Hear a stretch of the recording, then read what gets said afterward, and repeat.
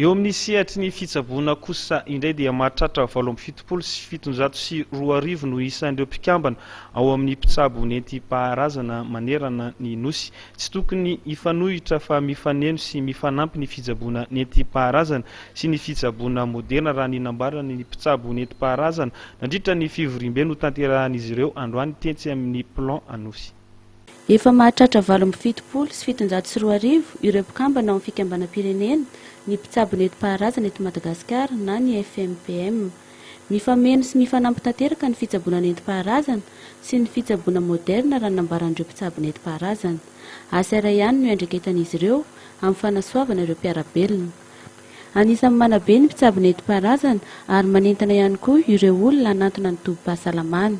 Raha misy valana aretina izay miazakazaka be amin'ity vokatry ny fahasimban'ny tontolo iainana ity, manana anjara toerana tokony hanabehany ny mpitsabo nentim-paharazana.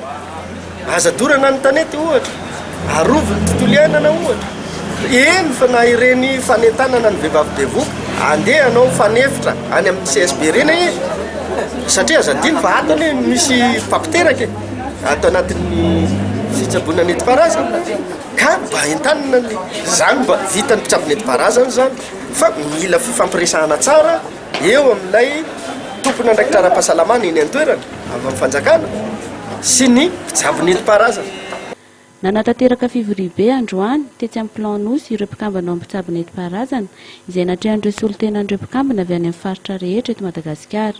Hetsika fanao isa-taona natao hanaovana ijery-todika ny asa vitan'ny fikambanana no faritana ny volana May 2024 sy ijerevana mikasika ireo olana menjado ireo mpitsabo nentim-paharazana toy ny fisian'ireo osika. Nanao an'izao fivoriana izao zay mba voalohany indrindra hanaovana jery-todika an'ireo zavatra ny faritanay tamin'ny volana May tamin'ny taondasa mba ho atao. Dia aiza ho aiza izy amin'izao fotoana izao inona ny vita inona ny tsy vita. Efa nitenenina tamina reteto reny foana ny hoe manjo ny mpitsabo nentim-paharazana dia ny fanaovan'ny olona osika etsy sy eroa. Manjo ny mpitsabo nentim-paharazana ny resaka hetra izay betsaka ny tsy zakan'ny mpitsabo nentim-paharazana nefa any amin'ny contribution efa mamely sady amin'izao fotoana izao. Manjo ny mpitsabo nentim-paharazana mbola tsy voaparitaka tsara le lalàna izay efa mba mipetraka amin'izao fotoana izao.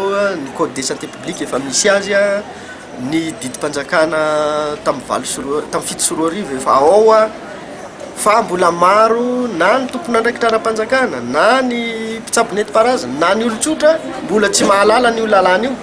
Ka fotoana tahaka izao zany amerimberenana ampahafantarana ny mpitsabo nentim-paharazana hoe manana ny satana ianao hoe tokony tsy hainao foana fa rehefa mpitsabo nentim-paharazana ianao dia zavatra miavaka amin'ny zavatra hafa zany. Isan'ny manandratravy ny kolotsaina malagasy ny fitsaboana nentim-paharazana.